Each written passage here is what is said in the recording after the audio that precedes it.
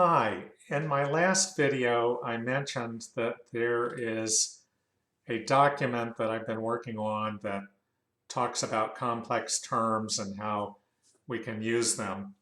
And in the last video I showed that I used the word tablet. In the past we always expanded these in terms of an explication, an expression in terms of simpler terms. But now we're allowing some of these terms to be used in the semantic representations. So what I've done is in Google on Chrome, I've picked my user for my all the word email address, and that's the one that is shared for our G Suite account. Most of you, I think I've added you as people who can view this folder here, helpful documents. So when you, if you're on the right, logged into the right email, you go to Drive, Google Drive, and you go to Shared Drives, and then you should see this, helpful documents for semantic representations. So if I double click on that, then there are a number of documents. This was a checklist we made at one point for phase 1 representations. There's a document about semantically simple words. Some of these are more useful than others. This is notes from my conversations with Todd. You can get a lot of detailed information if you read through those. Some of it's going to be pretty technical. This is the Longman defining vocabulary. So ultimately, we want all of our semantic representations to be expressible in terms of these very simple terms. Then, okay, so there are some other ones, and this is the one that I was referring to, how to handle complex terms.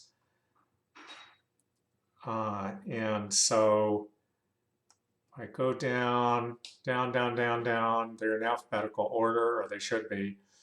And tablet. So, oops, I should have showed you this. So the complex term is on the left, the part of speech like verb or noun. Then if it can be paired with another word, that's one of the ways we express complex terms, by pairing it with a simpler term that's listed here. Or it could have an explication that would be given here.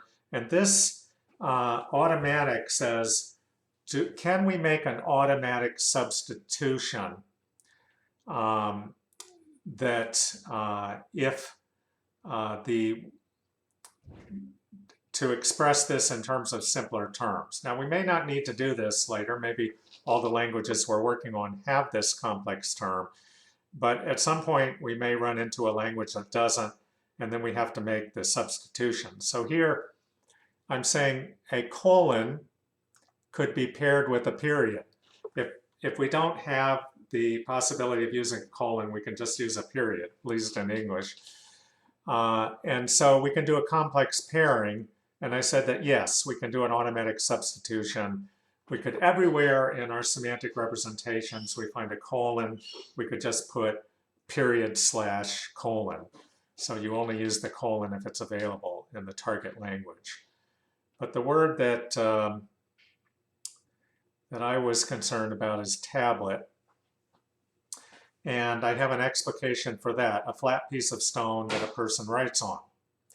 And I said that, yes, we could always substitute that later where we have tablet.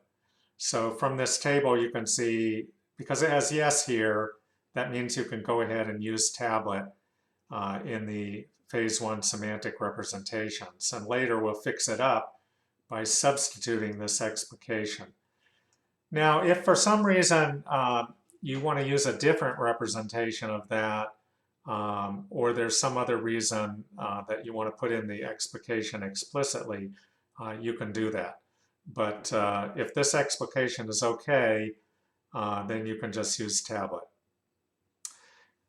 So and as we're working and finding new complex terms, we want to think like this. Can we express it in terms of simpler terms?